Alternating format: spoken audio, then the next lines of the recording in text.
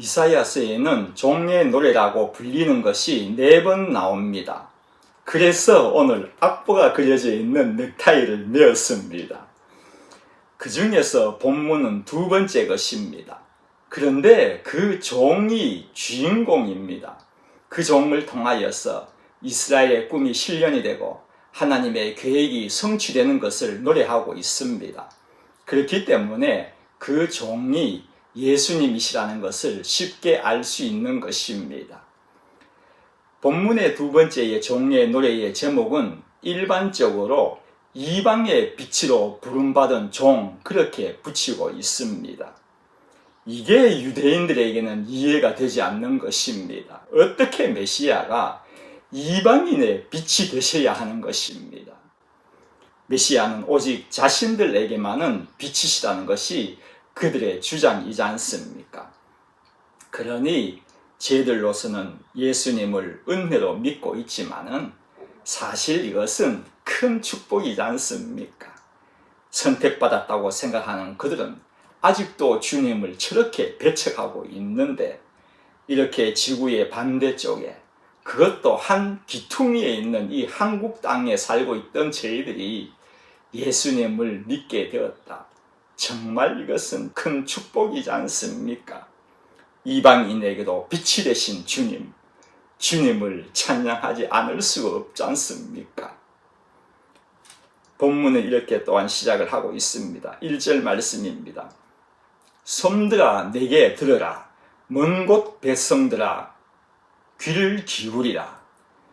여기서 섬들아 란 말 대신에 이스라엘아 내게 들어라, 먼 곳 백성들아 귀를 기울이라 라고 한다면은 이치가 맞을 것 같은데 섬들아 라고 그렇게 말씀하고 있다는 것입니다.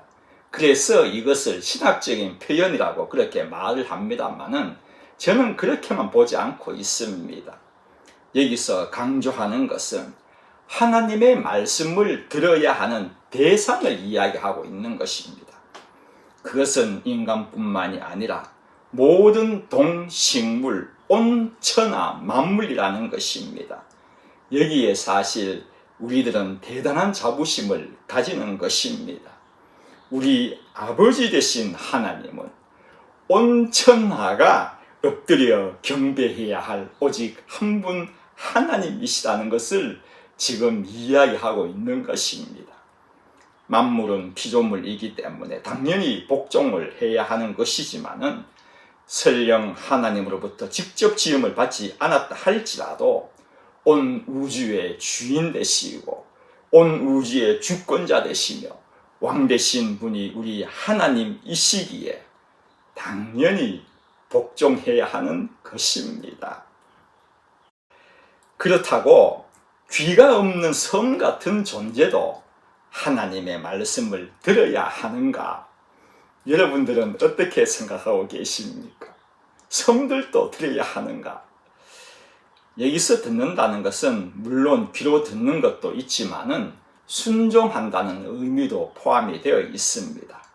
하나님은 천지를 지으시고서는 그냥 알아서 세상이 돌아가도록 방치해 놓은 것이 아니지 않습니까? 그렇게 된다면은, 방치했다면은 천체 같은 것은 서로 부딪혀 가지고 깨지고 박살나고 난리일 것입니다. 천체가 이렇게도 정확히, 너무나도 정확히 돌아가는 것은 하나님께서 그렇게 만들어 놓으셨기 때문이지 않습니까? 그러니 순종한다는, 그러한 순종하다는 것보다는 순종되어진다는 표현을 저는 사용합니다.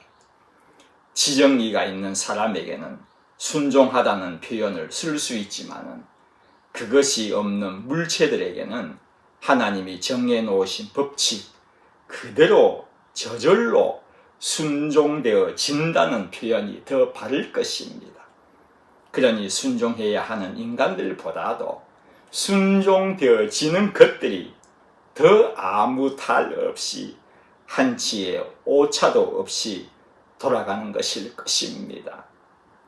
예로 지구가 자전할 때의 속도가 1670km라고 합니다. 비행기의 2배 정도이지 않습니까? 공전할 때의 속도는 시속 10만 km입니다. 초속으로 바꾸면은 30km입니다. 짝깍하면 30km 갑니다.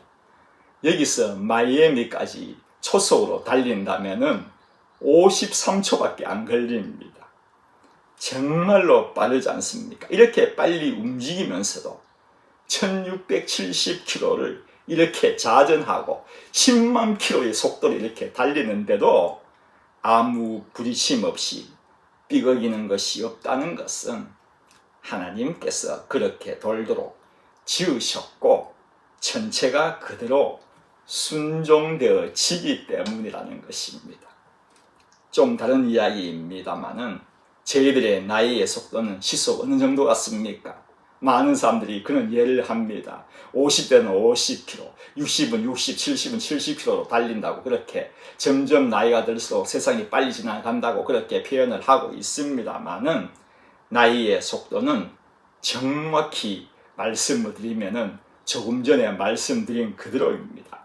시속 70, 80km가 아니고 10만 km입니다. 목표를 향해 달릴 때에 이 정도의 속도라면은 조금만 빗나가면은 영 엉뚱한 데에 도착하는 것입니다. 순간입니다. 그러기에 우리가 조금이라도 말씀에 이탈해 버린다면은 걷잡을 수 없을 정도로 엉뚱한 데로 가버린다는 것입니다. 오늘도 말씀의 궤도에 정확히 올라타서 달리시는 여러분들 되시기를 바랍니다. 그럴 때에 우리가 삐걱대지 않고 깨지지 않고 우리 인생이 정확히 달릴 수가 있는 것입니다. 섬들아 내게 들으라. 모든 피조물은 하나님의 말씀을 들어야 된다는 것을 제가 말씀드렸습니다. 먼 곳 백성들아 귀를 기울이라. 이방인도 들어야 한다는 것입니다. 49장의 주제가 이방인의 빛으로 오신 예수님이라고 그렇게 말씀을 드렸지 않습니까? 하나님의 말씀은 유대인이건 이방인이건 모두가 들어야 할 귀한 것이라는 것입니다. 그러면서 이렇게 말씀을 하십니다. 여호와께서 태에서부터 나를 부르셨고 내 어머니의 복중에서부터 내 이름을 기억하셨다. 그렇게 기록하고 있습니다. 조금 전에 본문은 종의 노래라고 말씀을 드렸습니다. 여기서의 나라는 1인칭은 하나님의 종인 예수님을 가리킨다고 제가 말씀을 드렸습니다. 하나님의 종은 태중에 있을 때 또한 어머니의 뱃속에 있을 때부터 부르심을 받았다고 그렇게 기록하고 있습니다. 이것은 예수님이 하나님의 종으로 부르심을 받으셨는데 그 시기가 언제인가를 이야기하는 것이 아닙니다. 독생자로 오실 역사적인 사실을 이야기하고 있는 것입니다. 처음부터 그렇게 정해지셨다는 것입니다. 아담이 죄를 지으니 하나님께서 아이고야 하시면서 그제서야 예수님을 독생자로 보내야겠다고 결정하신 결정이 아니라는 것입니다. 처음부터. 2절에서는 예수님이 어떠한 분이신가를 설명을 하고 있습니다. 첫째, 입은 날카로운 칼과 같다고 그렇게 말씀하고 계십니다. 예수님의 말씀은 무딘 칼이 아닙니다. 찌를 수 없는 그런 칼이 아니라 날카로운 칼입니다.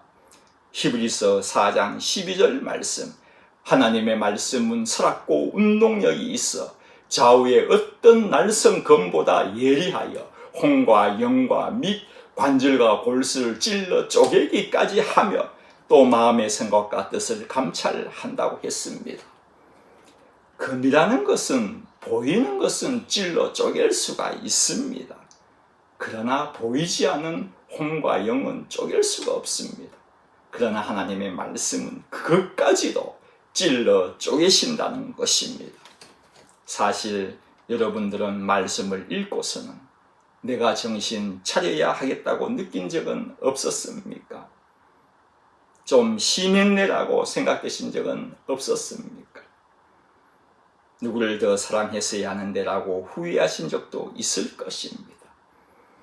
이렇게 찔림을 받을 때가 많습니다. 말씀이 날카롭게 저희들을 찌른 결과일 것입니다. 저희들은 말씀의 검이 찔러 쪼갠다는 말씀이 두렵게 느껴지는데 사실은 굉장히 좋은 말씀입니다. 왜 찌르겠습니까? 우리의 종기를, 우리의 암덩어리를 떼어내시기 위한 것입니다. 환부를 찔러야 암을 제거하죠. 찌름이 없이 어떻게 우리가 고침을 받을 수가 있겠습니까? 죄로 가득 찬 죄들인데요. 의학이 발달한 요즘도 최종적으로는 그렇지 않습니까? 찔러 쪼개가 도려내어가지고 조직 검사를 해야 온전한 결과가 나오지 않습니까? 저희들이 꼭 알아야 할 것은 하나님은 우리를 말씀으로 찌르지만 찔림으로 피투성이 된 우리의 영과 혼을 다시금 깨어 주시사 완전히 치유해 주시고 위로하시고 힘을 주시는 것은 또한 말씀입니다. 그러기에 여러분, 말씀만이 우리의 전부가 되어야 할 것입니다. 또한 잊지 말아야 할 것은 이것입니다. 이사야 53장 5절에서 말씀입니다. 그가 찔림은 우리의 허물 때문이요 그가 상함은 우리의 죄악 때문이라. 그가 징계를 받음으로 우리는 평화를 누리고 그가 채찍에 맞음으로 우리는 나음을 받았도다.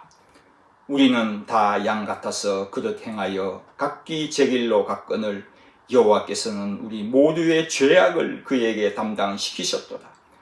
그가 곤욕을 당하여 괴로울 때에도 그의 입을 열지 아니하였으며 마치 도수장에로 끌려가는 어린 양과 털 깎는 자 앞에서 잠잠한 양같이 그의 입을 열지 아니하였도다. 저희들은 이렇게 아름답고 멋지게 꾸미며 살아가고 있지만 우리 주님은요, 너무 초라한 모습의 주님. 우리의 이 많은 암세포를 제거하기 위하여서는 우리가 찔려야 할 터인데 우리 주님이 찔림을 받았다는 사실은 잊지 마시기를 바랍니다. 또 나를 그의 손 그늘에 숨기시며라고 하고 있습니다. 성경에 보면은 하나님에 대해 언급할 때에 종종 하나님을 인간의 모양으로 표현을 할 때가 있지 않습니까? 몇 번 말씀드렸지만 신학에서는 신인동형 동성론이라고 그렇게 말을 합니다. 예를 들자면은 하나님의 눈, 하나님의 얼굴 등 하나님이 인간과 같은 모습으로 표현을 하는 것입니다. 이것은 우리의 눈높이에 맞추어서 하나님께서 자신을 설명해 주시는 친절한 배려입니다. 오늘 본문에는 하나님의 손의 그늘이라는 표현이 나옵니다. 베드로전서 5장 6절에 보면은 하나님의 능하신 손 아래라는 그러한 말씀이 등장을 합니다. 저희들은 능력의 손 아래 있다는 것입니다. 그러기에 시편 89편 21절 말씀입니다. 내 손이 하나님의 손입니다. 그와 함께하여 견고하게 하고 내 팔이 그를 힘이 있게 하리로다. 견고하게 된 것도 하나님의 손이라는 것입니다. 이사야서 31장 말씀입니다. 3절 말씀입니다. 애굽은 사람이요 신이 아니며 그들의 말들은 육체요 영이 아니라 여호와께서 그의 손을 펴시면 돕는 자도 넘어지며 도움을 받는 자도 엎드려져서 다 함께 멸망하리라. 하나님은 우리의 편이시라는 그런 말씀입니다. 구구절절 저희들에게 알려주는 것은 저희들은 하나님의 손 아래에 있다는 것입니다. 본문에는 하나님의 손 그늘에 숨겼다는 것입니다. 하나님께서 숨기신 자를 누가 찾을 수가 있겠습니까? 누가 감히 하나님의 손에서 빼앗을 자가 있겠습니까? 여러분들도 이 땅에서 살아가시는 동안 하나님의 손에 그늘 아래 있음을 믿으시기 바랍니다. 우리의 손은 약하지 않습니까? 그러나 하나님 손은 능력의 손입니다. 우리의 손은 정말 연약한 손이지만 하나님의 손은 강력한 오른손이십니다. 우리의 손은 실수투성이지만 실수가 없으신 하나님의 손이 오늘도 성도님들의 머리 위에 우리에게는 숨기시는 것이 아니라 우리의 두 눈으로 똑똑히 보게 하실 것입니다. 성도 여러분, 오늘도 나의 손을 뻗어서 일하지 마시고 하나님의 손을 의지하면서 살아가시기를 바랍니다. 또 나를 갈고 닦은 화살로 만드사, 그렇게 말씀하고 있습니다. 예수님을 화살로 비유를 하고 있는 것입니다. 화살은 화살인데 갈고 닦은 화살이라고 했습니다. 이전 성경에는 마광의 화살이라고 그렇게 말하고 있습니다. 기름치고 닦고 해가지고 빛이 반짝반짝 난다는 그러한 화살입니다. 보통의 화살이 아니라는 것입니다. 최상의 성능 최고의 화살이라는 의미입니다. 이러한 화살이 우리 예수님이시라는 것입니다. 화살은 여러분 어떠해야 합니까? 화살을 샀는데 탁이 돼서 빗나가서 영 엉뚱한 데서 맞는다. 아니면은 10점 원 안에 들어가야 하는데 거기에 들어가지 못하고 1점에 꼽혔다. 화살로서는 생명 끝입니다. 화살은 정중앙에 맞춰야 하는 것입니다. 예수님이 최상의 화살이라는 표현은 우리 주님은 한치의 오차도 없다는 말씀입니다. 그러기에 하나님의 말씀도 한치의 틀림이 없습니다. 성경을 캐논이라고 합니다. 그리스어 카논에서 왔습니다. 자, 표준이라는 뜻입니다. 전지전능의 하나님이 쓰신 진리의 말씀은 세상의 자에는 오차가 있지만 있을 수밖에 없지만은 주님의 말씀에는 한치의 오차가 없습니다. 성경 말씀은 한치의 틀림도 없습니다. 진리 말씀이라는 것에는 한치의 우리들은 양보도 할 수 없는 것입니다. 그러기에 요한복음 14장 27절 말씀입니다. 나의 평안을 너희에게 주노라. 내가 너희에게 주는 것은 세상이 주는 것 같이 아니하니라. 너희는 마음에 금심도 말고 두려워하지도 말라. 한치의 틀림없으신 주님이 걱정 근심을 가지고 기도하는 여러분의 기도에 오늘도 평안을 주실 줄 믿습니다. 구하라, 찾으라, 두드리라. 한치의 오차가 없으신 주님이 그러기에 오늘도 기도하시는 여러분들께 응답하실 줄 믿습니다. 기도드리겠습니다. 하나님, 영과 육과 관절과 골수를 찔러 쪼개게 하시는 이 말씀이 저희 앞에 주어져 있다는 것은 너무나도 감사한 일입니다.